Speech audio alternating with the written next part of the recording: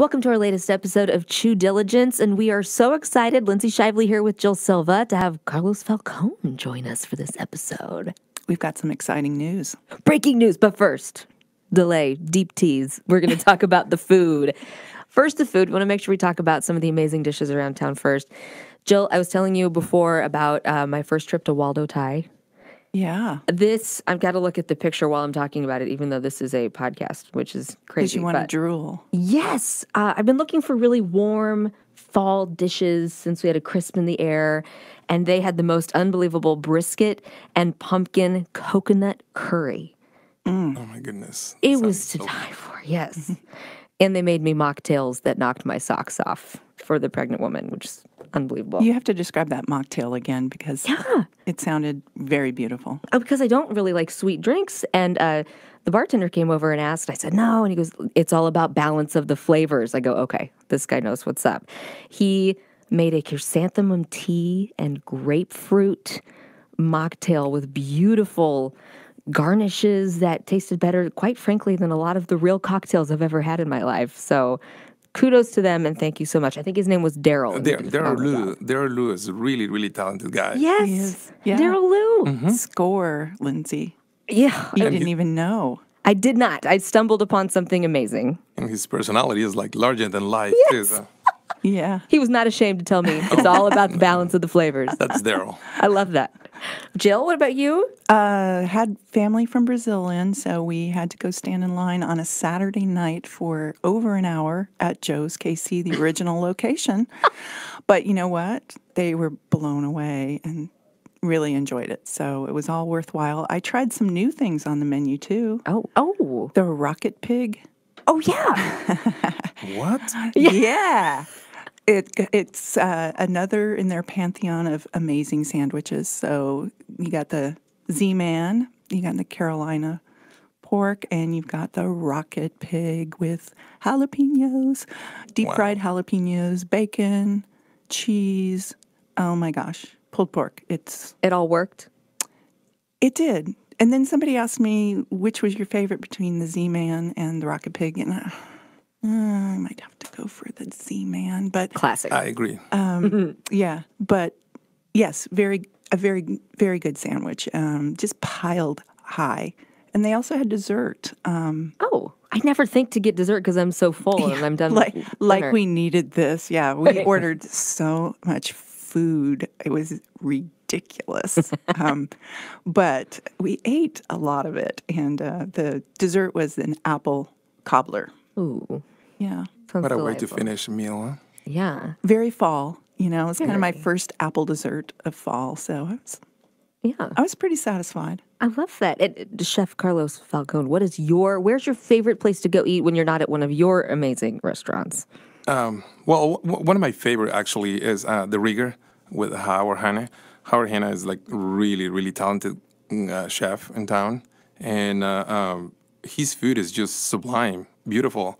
Doesn't shy from ingredients, and I just think he does a great job. I mean, there's other places, but I think the Rigger is one of my favorites.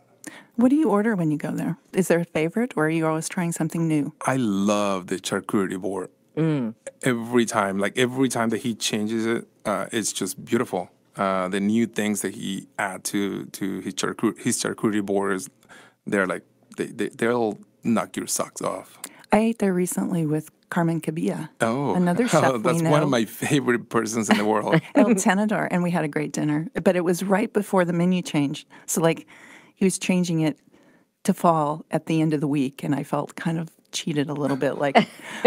Couldn't I see the fall before? Right. But no, it was great. We kissed summer goodbye. But that's a good reason to go back too. So, Absolutely. Love that place. And if you are unfamiliar with Chef Carlos Falcone, tell us about Jarocho, your original location I've been to and fell in love. I had barnacles for the first time in my life yes. and thought that was so special and awesome. Yeah, I mean, barnacles, gooseneck barnacles, they are special in general. They are really hard to get because it's really, really dangerous the way they harvest them. They have to harvest them in the high tide They grow in these rocks, where the tide like hits really, really hard. They have to wear special suits because the rocks are like really, really sharp. And I mean, I think it just encapsulates the whole essence of the ocean. They're just beautiful. They're kind of weird looking, but They if look you like dinosaur feet, I no, think. well, they call it actually a lot of people call dragon toes. That's what they call them, and but they're just like beautiful. If you pass the look, if you get to pass the look and you don't care about that, you're up for a really good experience because they're delicious, And Yes. at the restaurant, we just cook them like very, very simple. Just a little bit of butter, a little bit of lemon, and that's it. And you do a lot of very unusual seafood, and I've tried gooey duck and some other things, but you also started out with kind of a more straightforward menu, I guess. So, and you still have sort of two menus Yeah. running at the same time. So people who want their fish and their crab and their oysters kind of straightforward Yeah, can like do that. Tell us like a little bit about your well, strategy. like any other chef, I I offer the traditional things that I grew up eating, that I grew up with, eating in Mexico. I'm from Veracruz. Veracruz is a very, very, how would you call it? Like, it's a city that a lot of people, because it's an industrial town, a lot of people from Mexico, from other states, they go to Veracruz, and so we have a lot of cultures, like people from the Pacific, from the center of the country, East Coast, West Coast, I mean North, and so a lot of people that come and live specifically in Coatzacoalcos, which is the last town of Veracruz in the south. They bring a little bit of their culture, and it makes it way more interesting. So yes, we offer 36 items in the basic menu. I think because I'm kind of selfish when it comes to that because I did it because I miss that food. And I want people to enjoy it too. And it works perfectly. On the other hand, as a chef, I want to offer my food, my interpretation of things. And I'm always like thriving for like weird stuff, like you mentioned before. So because a lot of people thought, oh, we're in the Midwest, seafood is impossible, landlocked state. So seafood is impossible. But now with transportation and communication, all those distances, they get shorter. Yeah. So we bring seafood all the way from Japan. So we ordered from Tsukiji Market, and we ordered one day, and the next day is here. Normally about 22 hours after leaves Tokyo, we get it here. That's pretty incredible. Do you find that, I mean, you've had the original Jarocho for about 4 years now, right? 4 years. 4 years? Wednesday. This past Wednesday was 4 years. So Have you noticed people becoming more open-minded to seafood? I mean, obviously, if they're going to see you, they've already got a good idea. oh yes. Are you finding them being more adventurous? Oh yeah. Oh yes. I mean, people in town and a lot of people from out of town. People fly here just to eat the food that we offer. Wow. So and it's, surprisingly, we get people from the East Coast or West Coast, and they come and try our food and our seafood in general, and they are impressed. And sometimes we get the compliment that it tastes better here than actually by the ocean. Huh? That's a big compliment. It is. It's kind of crazy and puts a lot of pressure on you too. So, and that's what we keep. You just keep going. So. I don't think I ever realized that we had so much seafood here in the Midwest. I think I concentrated for many years when I was food editor on barbecue and other pork and other indigenous kinds of foods, native foods, things that spoke to our tradition here. Tell me about sort of bringing seafood in. When I did a special section and you were featured in that, I really got to understand your viewpoint, your viewpoint on this. Well, I mean, once again, because a lot of people think because we're a landlocked state, they think we are only entitled to certain things, like barbecue. Barbecue is amazing. I love it, and I'm really grateful for barbecue because it brings a lot of people into town. But now, little by little, they start coming for other things. The food movement here for the last 8 years is getting way crazier. So we have a lot of talented chefs. They move into town and they send him home here, and they offering their skills and their good practices and their talent in general. So it got better. So for me, it was like a no-brainer. Being from the coast in Mexico and being in a landlocked state, I was missing seafood. So I saw that niche. And once again, it was kind of selfish reason because I was missing the food, but at the same time, I want to share with people. And I guess what? It worked really good. So It worked great. And that's because I don't think we had anything like what you were doing before. Yeah. I mean, with all due respect, we do have other restaurants that they offer seafood, but I don't think anybody's doing what I'm doing. What is your favorite dish that people order that is from your childhood that you get so excited to see somebody try? Oysters. Oysters. Yeah, oysters. I mean, I enjoy the good faces, the bad faces. People they try oysters for the first time. And for me, for the longest time, oysters were just oysters, like almost for everybody else. But being able to bring oysters from all over the world, it kind of opened my eyes. And oysters are very, very different. It's almost like wines. It's That's very amazing. complex. I went through tasting a lot for that particular article that I wrote. And I had no idea that the West Coast and the East Coast had such different flavors. And then you were even bringing in some from... We brought oysters all the way from Japan. Right now, we bring in all the oysters from Ensenada, Mexico. So the beautiful thing about that is that they harvest the oysters one day, let's say Monday, and Tuesday after they harvest them, we get them here.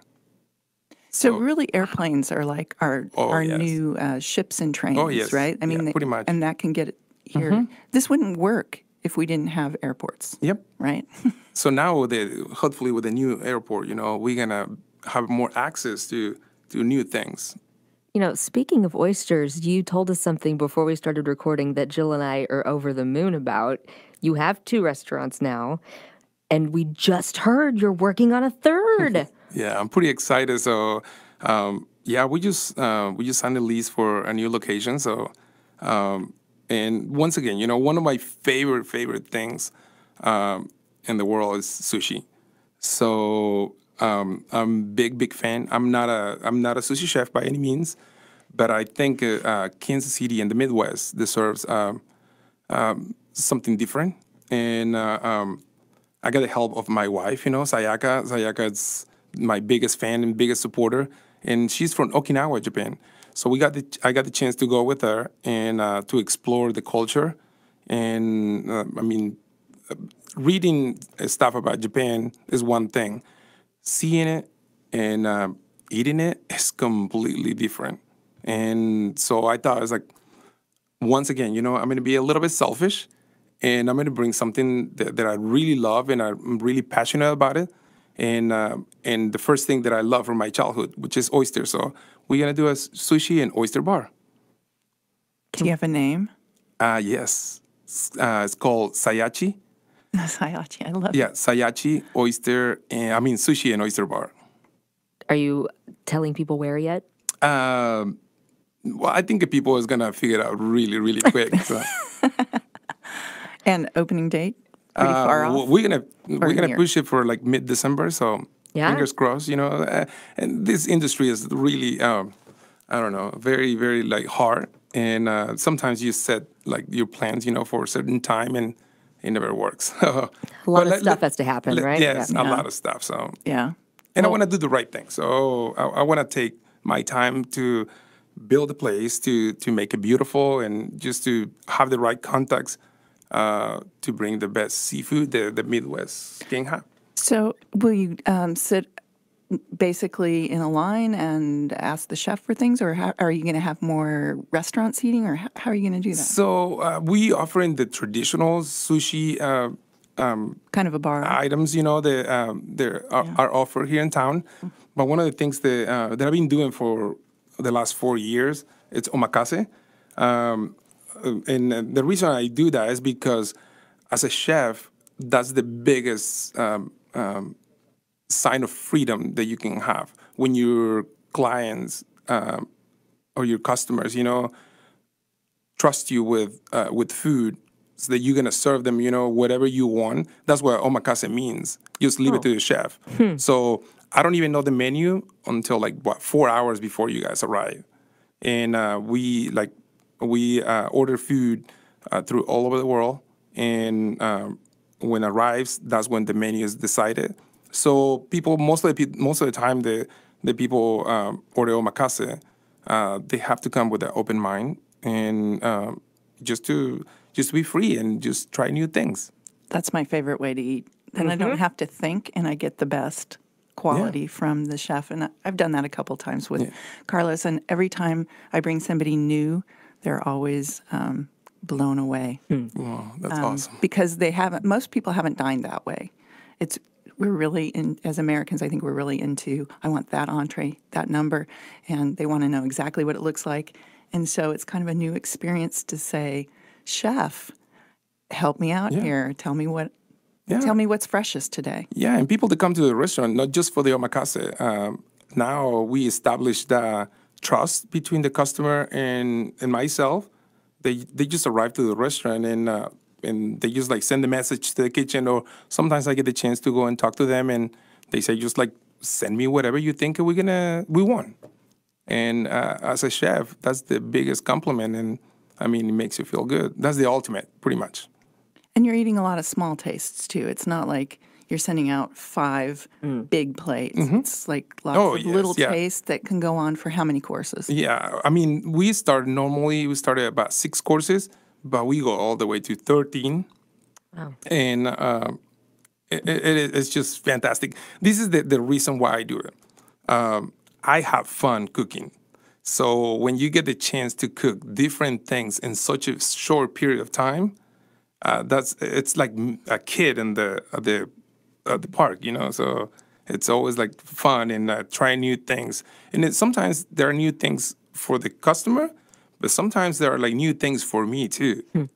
So give us an example of some of the items that somebody might see on an omakase. I know it changes all the time, but some of the things that you've done lately that you're real excited about, just to give them a taste. So from live sea urchin, live gooey duck, so we just cut it right in the moment, and sometimes it kind of moves on your plate. Wow. And but we get the chance to bring stuff let's say we bring langoustines all the way from New Zealand, or Nigerian shrimp, the biggest shrimp in the world. So each shrimp weighs about 8 ounces. So just one shrimp. So it's just beautiful, and just people love it. So, Lindsay, do you know what gooey duck is? No. Okay, I think we have to define that, Carlos. It's So gooey duck is Not duck. it's not duck. It's not duck. It's not even gooey. It's not even gooey, and it's spelled gooey too. It's spelled like geoduck. It's kind of weird. So it's almost like an elephant trunk. It's one of the biggest clams in the world. The siphon is just long. It can stretch out to 4 feet, and it can weigh 4 to 5 pounds. It's one of the most expensive clams, but right now probably about between $35 and $45 a pound. So, so when you get to the restaurant and you try just a little bit, just know that's why you're trying just a little bit, and the thing is, it's really rich in flavor, nice, crunchy, salty, sweet at the same time. It's just beautiful. Meaty? Oh, yes. Oh, yeah. The best consistency of seafood is nothing like oysters, a lot of people, because the texture, is that's why they don't want to eat oysters. This one is almost like you're eating a piece of steak. Oh, wow. So it's really, really good. I had it as a carpaccio one time, sliced very, very thin. It was beautiful. Oh, yeah, we make all these sauces, and once again, we try to do justice to the Mexican culture. So, or my culture, I should say. We add jalapenos, emulsions, and just try to take it to a different level without compromising the flavors and the experience too. So Where do you find geoduck? Like in the ocean? Which part I of the mean, world? the United States, we're one of the biggest producers when it comes to gooey duck. Wow. Unfortunately, everything leaves the country. You know, it's like there's a lot of people that love it in Asia, so a lot of our production goes to overseas. And isn't it mostly on the Pacific coast? Mm-hmm. Yeah. Yep. How big did you say it is? Oh, they can. I mean, the siphon can stretch up to like 4 feet, Wow. and it's like pretty much like an elephant trunk. So with That a you big, eat one bite at a time. yeah, pretty much. Very, very tiny bites at a time. So- yeah. It's a great experience. Sounds incredible. And it's very, I remember you saying to me, you're going to taste the ocean. Oh yes. Yeah. Oh, And yeah. it was so briny and so like, I was standing on the rocks. It was, It's almost like a little sponge with the crunchy texture, and every time that you bite it, I think the ocean explodes in your mouth. You know, it has those little tiny pieces or drops of seawater inside. That's when you can taste the ocean. Is that something somebody could walk in and order from you right now, or is that an occasional? It's not available all the time. Sure. Yeah, because I'm kind of cuckoo, so I'm always changing the stuff. Yeah. So we can go from sea urchin to gooey duck to sea pineapple, sea cucumber. We do what else? I mean, Sea pineapple. yes. yeah, I've never heard of that. I've seen Yeah, sea cucumber. It's related to the sea cucumbers. Sea cucumbers look kind of like weird, but the meat, the flesh inside is just amazing too. Wow. So, and fish right now, I mean, that's one of the biggest things, you know. At the restaurant, we offer a lot of fried fish, which is very, very traditional in the south of Mexico or Veracruz. Fried fish, grilled fish, and we bring, for the longest time in the Midwest, we were just so used to, and I say we because I've been here for a long, long time, halibut, when it was the season, salmon, catfish, and trout. And when it comes to like high end, Chilean sea bass. So when I decide to open the restaurant, it's like there's more seafood, and so we start bringing an array of fish. So from like yellow snapper, pink snappers, tunas, and we try to be sustainable too. You know, so one of the things that we do with fish, we use all the bycatch. And we try not to be aggressive with the stuff that is in danger. So most of the stuff, I will say probably we're about 90% sustainable right now. Wow. That's a great goal. The other thing that's really fun is watching your Instagram feed. And when you get something really interesting in, you have your chefs get around it. And sometimes it is a gigantic fish. I mean, I'm talking, Oh, yeah. like 3-4 feet long. And when people eat at your restaurant, they also sometimes get the fish with their head on, right? Oh, yes. So, I mean, this is not something we see a whole lot in Kansas City. Oh, in the beginning it was really, really hard. But we always like told people, you know, it's like, if you trust me, you know, you're going to have a good experience. So this is the best way to eat fish. So it has to be on the bone, and because the flavors are going to be way better than just having the fillet. So, and people listen, you know, so, and nowadays with communication, once again, you know, social media, we are more eager to discover new things, and we want better things. So, yeah, for somehow, like, people trust us more. I think it's good to see the whole fish and to see that you actually have to break it down. And, you know, it gives people a sense of the nose to tail thing, the Yeah. tip of the nose to the fin, Yes. I guess. Yeah. So that feeds into your sustainability, I think, Yes. Yeah. helping people understand. Do you have a lot of people asking about sustainability of your seafood, or are we not there Yes. yet as I mean, a city? we do. Like, nowadays, people is becoming more aware of the harm that we can do to the ocean, and they become more responsible. And so I want to be part of that too.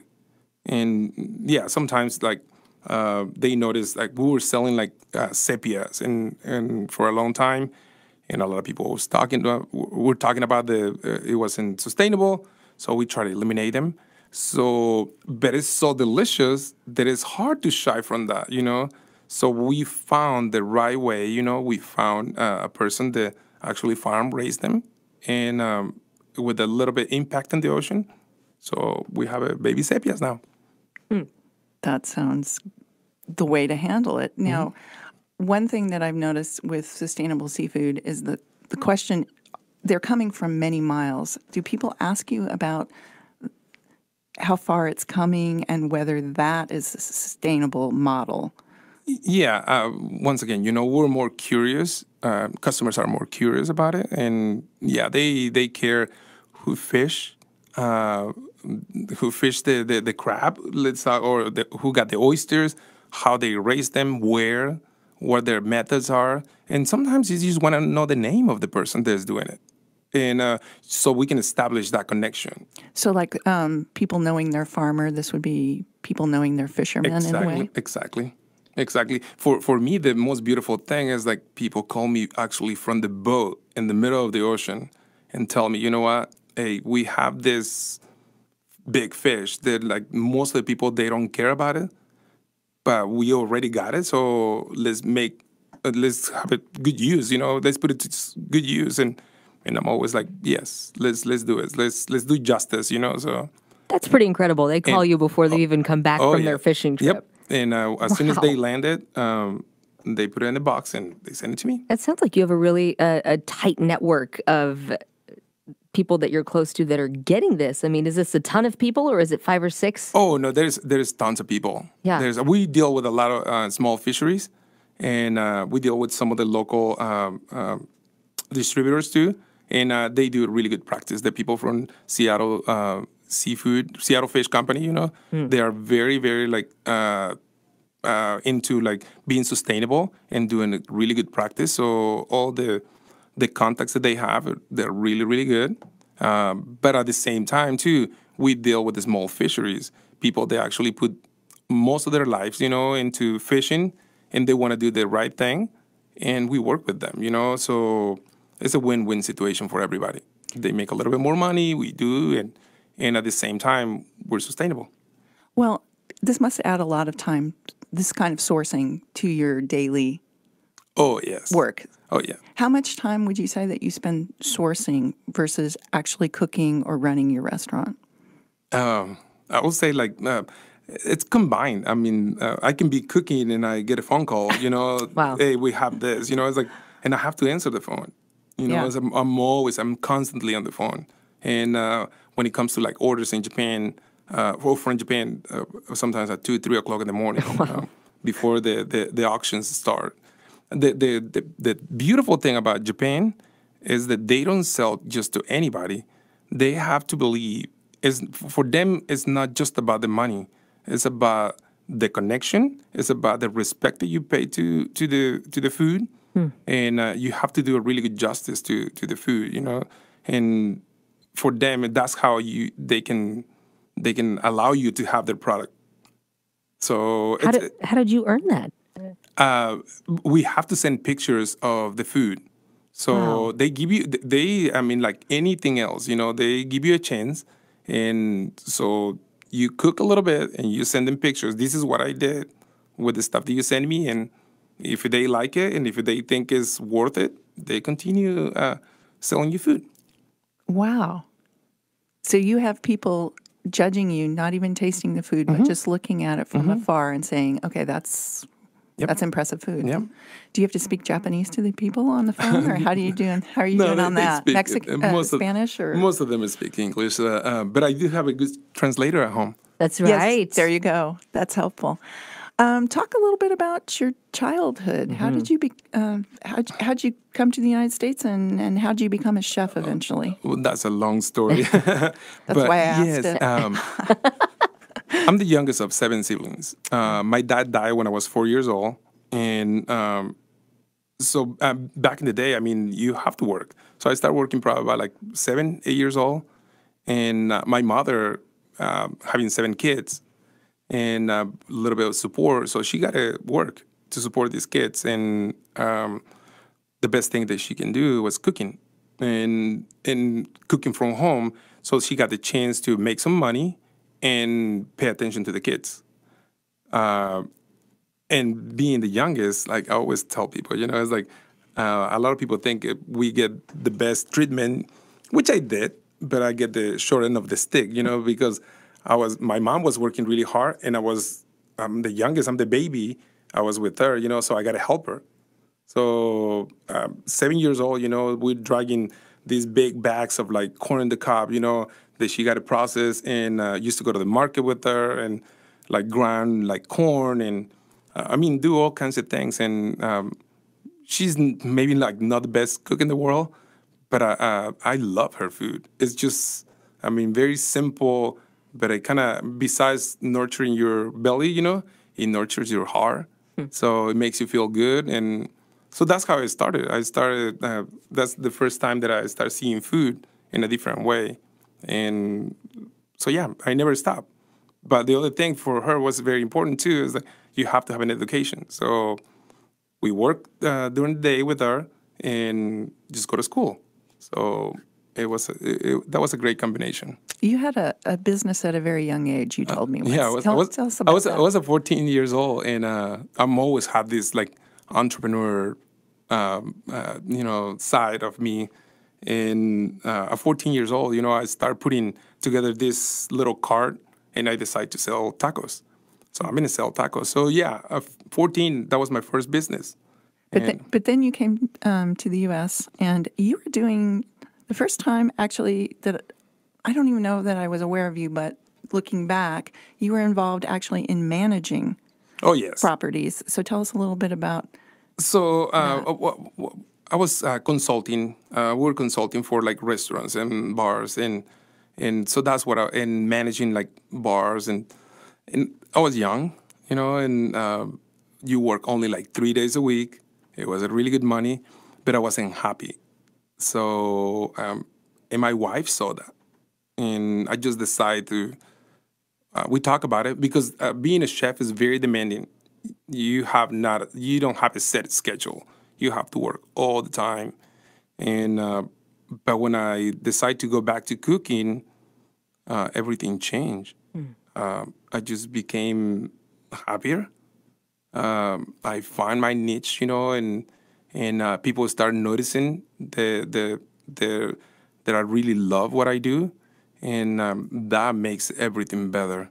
So once again, the customers or the clients or they trust you more because they see the passion that you put into cooking. And this happened just a few years ago that you decided, like 4 years ago, or Yeah. a little more than Well, four, I right? cooked before, like on and off, but 4 years ago, that's when I decided. I was really, really miserable, to be honest with you, and I just decided to start cooking and just put my heart and soul into it. That's such a brave thing to leave one career into something completely Oh different. yes, yeah. Especially, we work because we need the money, Right. and so going in consulting and managing places, it's good money. Yeah. So going from, I don't know, if we put a number, let's an average $100,000, a year to make $20,000 in 1 year is like that's a big change. But I guess what? I was happy. And I was going home, and my wife saw that change. So I just embrace it. I have to imagine having the managing skill set when you start your own place has got to be massively helpful. Yes and not, because it's a completely different feel. I'm in the kitchen. I'm cooking all the time, so it's really hard to see the other side of the business. The front of the house. So it's brutal. You have to work like twice as much because you got to be everywhere, but it worked. It worked. And I just keep doing it. And I recall that Sayaka was pregnant when you guys, and she was your sous chef in the beginning. We opened the restaurant. It was just my wife and I, and a week later, she told me that she was pregnant. Oh, my After goodness. we opened the restaurant, we opened the restaurant actually on my birthday, and it wasn't. It was just a coincidence because it was by myself, and I wasn't ready with the prep. So we keep dragging like a couple more days, and finally was able to open October 24th, and yeah, 2014, and I was like, I never, I remember, I noticed that was my birthday until the end of the night.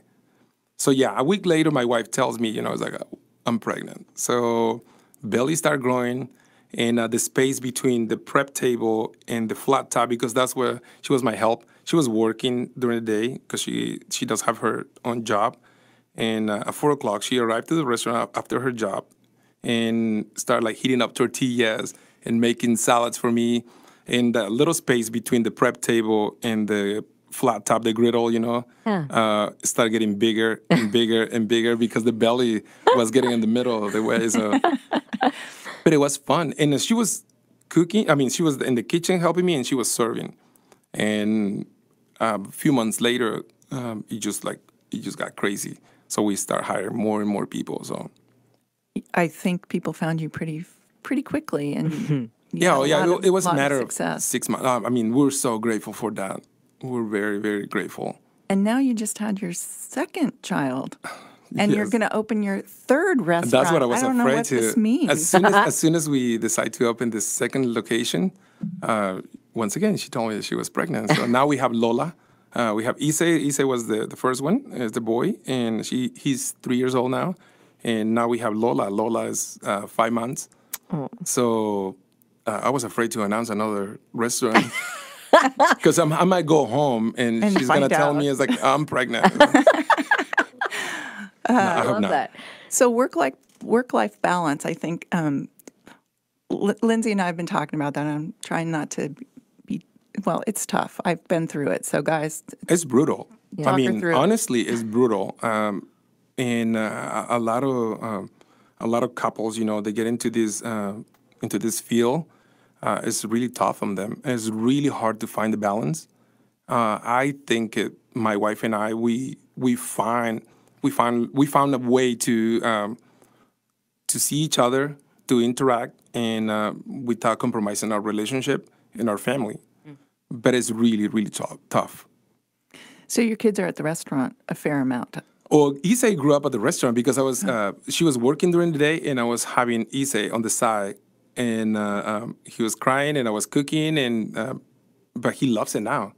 He just goes and like it's a kid that he's 3 years old and he eats a 2-pound fish on its own, you know. So he knows how to eat oysters. We went to Boston in to one of these old restaurants, you know, one of the staple restaurants in Boston, and we ordered some clams. And this kid, at the time, he was like a year and a half. He just grabbed clams, you know, and started like eating them. So all the servers, I guess they never seen anything like that. So they came and like they were surprised that he was eating just raw clams, like nothing else, I and love that. oysters, just drinking the brine, you know, and. At home too, like we cut like tuna. We do a lot of temaki at home. Temaki is just the hand rolls. So my wife cuts a lot of fish and puts it rice in the middle. You get the nori and you make your own rolls. So it's kind of beautiful. And so, but he doesn't like the nori sometimes, and he just like eats the raw fish. He's going to be well used to it. Yeah. Oh yes. Is there one dish that you guys find blends both of your cultures? Surprisingly, I mean, the Japanese culture, it's very similar to the Mexican culture. Well, when it comes to eating, obviously the ingredients are very different, but we almost eat the same way. There's in the Mexican culture, we always put several things on the table to eat. So it's in the Japanese culture, you know, it's not just we're gonna eat fish and that's it. You know, it's like you have soup, you have salad, you have like a little bit of pickled stuff, you know, and in the Mexican culture, it's like you have to have like a little bit tomatoes with onions and a little bit lime juice and peppers and maybe a fish, maybe a little bit of meat. And I think it is because we use leftovers and nothing goes to waste, you know, so we're ready to have a meal and you pull a lot of stuff that you have leftovers, you know, and you pretty much have a buffet. So I love that. How did you end up in Kansas City? my brother moved here in a long time ago, and he just told me it's like people is super nice here in Kansas City. Every time that you walk down the street, everybody is like, I remember vividly, he says like howdy or like hi, and he smiled to you. So I got the chance to be in New York, and it's just completely two different worlds, you know. And New York is like really, really rare that somebody say hi to you in the streets. So, and I just learned to love Kansas City. It's just beautiful, and I just decide, or we decide to just to raise our family here. And you guys have been here a long time Oh now. yes, Yeah. yeah. My wife, she moved here as an exchange student from Okinawa, Oh, wow. and I mean, she decides to stay, and the rest of it is history. So she met me, and just kidding. And the rest is history. Yeah. Well, you could have been living in Mexico or Japan, right? So Yes. You yeah. chose Kansas Well, City. I mean, she talks about it all the time. You know, it's like, can we move to Japan? So I don't know. I think I saw a post on that, where she's trying to figure out Yeah. family. Yeah. It's hard when you Oh, don't yeah. have family in Yeah. town to help you, I especially when you I have do young have kids. family here, but I mean, they work in the industry too, and so it's really hard for them to. It's really hard for us in general to interact because the schedules always collage, you know. So Yeah. We just talked about how tough the industry hours can be. oh, once again, you know, I only use one word. I think is brutal. Yeah. It is brutal, and but I think if you love what you do, you know, how's that saying? You know, it's like you found something that you love, you never have to work a day in your life. Basically, that's what it is. One thing is we love what we do, and the other one, I always tell people, we're a little bit cuckoo. Seriously, I mean, it takes like something is not right in our heads, you know. So What do you see down the road 5 years from now? Where do you want to be? Could you imagine it? Because 4 years ago, you were just opening a restaurant. yeah, you know, I never like try to like set goals that way, you know. It's like or like try to get awards or recognition. The initial idea is for me is just to cook good food, just to do what I do best, and just try to be creative and try to push the envelope a little bit more every single day. And that's it. And be honest. For me, it was more being honest about what I do. There is no extra sauce on my fish, you know, to camouflage the fish. I try to be honest when it comes to flavors and freshness and the things that I do. So people start noticing those things. And I think everybody start noticing those things. And that's when all like the non-set goals start happening. You know, like the recognition and the respect. I mean, I'm so fortunate, you know, to have friends like Howard Hanna. You know, he's a well-recognized chef in the country. Michael Corvino, Ryan Brazil, Kaylin Corcoran. You know, great people, great chefs, and sommeliers. You know, Aaron Fry.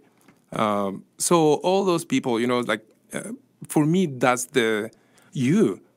I mean, you guys. I mean, for me, that's how I measure success. It's about like having more friends and people that really care about what you do. So yes, I'm rich. It's a supportive food community here. Oh isn't it? yes, like nowhere else. Very very like close. Back in the day, it used to be more about the rock star, you know, the chef that was like accomplishing a lot of things. But now it's not just about the rock star. It's about everybody else. You know, we help each other. We talk about food. Before it used to be every single recipe that you do, it was a secret. Now it's that we share it. Or we ask how I can make this better, you know. And there's the camaraderie, you know, it's like and freedom too, to like share information and make everything better because the people in Kansas City deserves it. I like the fact that you guys are all hanging out, being friends, Me having too. a beer, sharing things. And I've heard that before, and I think I've seen that before too, that Kansas City, for some reason, I don't know if it's size or if it's just our Midwestern nice or what it is, but chefs do seem to get along here a lot better than Oh, yes. what I hear about in other cities. So I think we should pat ourselves on the back. But I also think you've brought something very unique to the scene, which we Yes. did not have before. And I encourage people to go out and try one of your restaurants. I want to describe just briefly, maybe you can help me with this. Your three restaurants have very different feels to them. So the one on Kansas City, Kansas Avenue, which is your original, is a former, was it a Mexican It restaurant? used to be a Mexican restaurant. It used to be one of the Taqueria Mexico here in town. And I think it was the number 2 or 3. And it was Taqueria Mexico for like 13 years. And after that, nothing works in that place. You mean the equipment didn't work, right? Oh, nothing. Nothing. So I'm always kind of like hard on myself when it comes to cooking.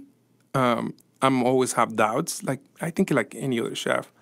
And so I decide to pick the not the worst, but like the most odd location. So because I told myself, if people comes here, if people come to this place and this neighborhood, which is nothing bad about it, is I think is beautiful. If they come here, that means the food is good. And oh boy, they came. Oh boy, they came. It was fascinating to see omakase in that space. It's not a fancy space. It is. Oh, it's not. It's homey, but a little rundown. I don't mean Oh, that in a yeah. bad way. I mean, got to be honest about it. That's part of its identity, It's part of though, it. It's right? part of the Charm. It's part of the charm. And I always put it this way. It's when you meet a person that has a bunch of tattoos. And it has tattoos all over the face, all over the body, and the first reaction that we have is like, ooh, this person must be a criminal or something is wrong with this person, But when you get to know those people, guess what? The tattoos, they fade away. You don't see them anymore. You see the actual person. The same thing happened at the restaurant. I can see it. Like people just go and like for the first time and they start like looking around. They start touching the table and they start touching the booth, or the chairs and looking everywhere. Like kind of asking themselves, is like, what am I doing here? I'm gonna have an omakase. I'm gonna have 8-course dinner, and but as soon as the food start coming out, you can see the body language changes completely. People start like closing their eyes, and they just get immersed into this in the world of flavors and everything. When they leave, they are super happy. Do you still see that? Do you still see that Oh, yes. transformation? Oh, yes. Every single day. Every single day. I mean, once again, I always tell people the restaurant is not for everybody. Some people have different expectations when it comes to seafood, especially here in the Midwest. We are so used to certain things, and it was really hard for people to be open-minded about it, about all the new things. But little by little, I mean, I think we're doing our job, and people is changing, and it's being more open about it. And then you have a different feature out south. It's in a strip mall. And you have a really nice marble top there where people can do a chef's kind of a... So once again, what I do is really fun. I have fun. I have fun cutting fish. I have fun opening a shuck in a sea urchin, live sea urchin, or like cutting a gooey dog.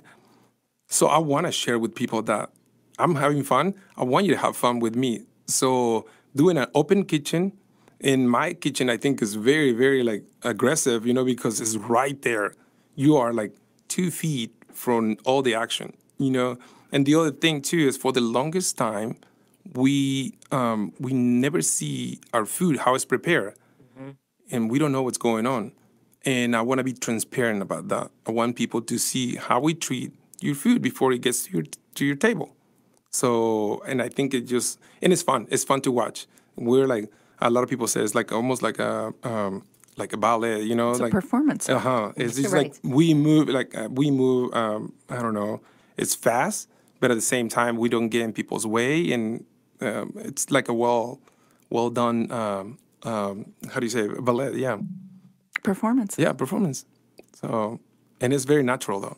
And I can't wait to see the next performance. And this will, can I at least say this will be the first foray on the Missouri side for your locations, right? Mm-hmm. Can we talk about the neighborhood? Yes, actually, yeah, it's gonna be in Brookside though.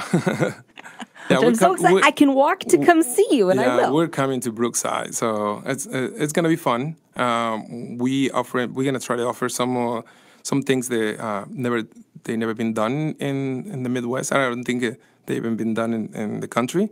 Wow. So it's fun. We're gonna try to bring as much as we can of seafood. Like obviously there's gonna be a lot of stuff straight from Japan, but at the same time we want to be supported with the local fisheries here in the United States, because we do have a beautiful products, and we're gonna try to cut that whole sending the product overseas. We're gonna see if we can capture and make it stay here. Can't So wait. kind of local. Yeah. I like it. Yes. Local seafood in the Midwest, huh? If anybody can do it, you can. Right? Oh, well, we're gonna try. So I'm pretty excited. I think the people is ready for that. Yeah. I mean, no disrespect. We do have a great sushi restaurants here. What I'm about to offer is gonna be a little bit different, but it's gonna be fresh and it's gonna be cool. And it's just an experience, though. I'm intrigued. Okay, so we just got some more breaking news. Carlos is going to be featured on a show on Amazon Prime. There's a show coming in Amazon Prime at the end of the month. Foodable Network. He's the one. They are the ones that they're producing this show.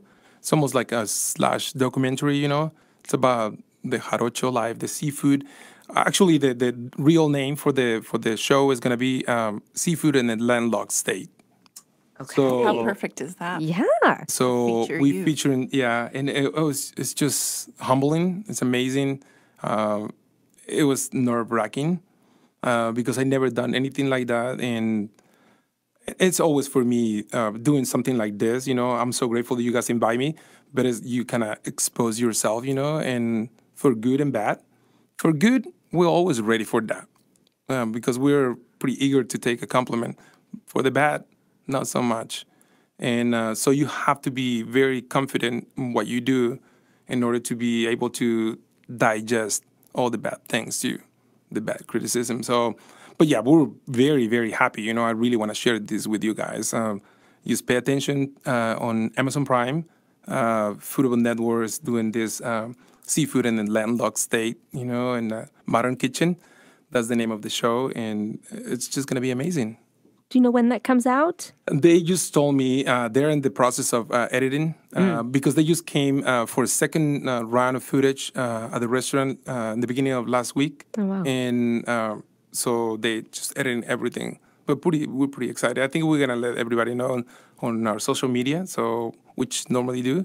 So if you want good seafood, if you want to follow us, if you want to come to the restaurant, social media is the best thing, the best way to find out what the new things are that coming to the restaurant. Lindsay, are you ready? I am, and I'm ready to eat sushi again. All good things. Carlos, thank you so much for coming on. Thank you. Thanks for having me. It's been wonderful. Thank you. Thank Keep you. doing what you're doing. Oh, thank you. Thanks for being a good friend. I can't wait to try gooey duck. Oh, yes. Oh, yeah. There's going to be more than that. It's quite the spectacle.